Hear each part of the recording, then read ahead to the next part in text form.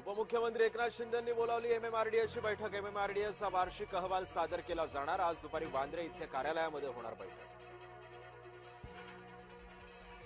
खुमखुमी असेल तर गणेश नाईकांनी लोकसभा निवडून दाखवावी आणि लढवून दाखवावी।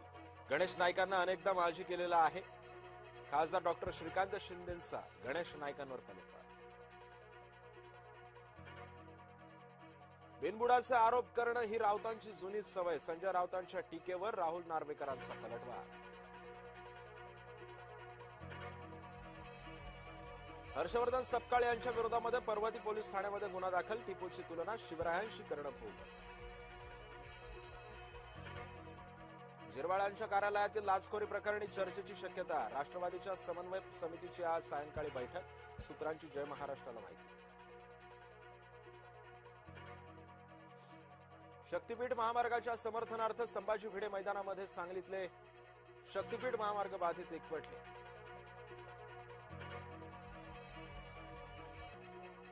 मध्य प्रदेशचे मुख्यमंत्री अपघातातून थोडक्यात बचावले। मोहन यादव यांच्या हेलिकॉप्टरचा हवेमध्ये तोल गेला। पायलटच्या प्रसंगावधानामुळे टळला अपघात।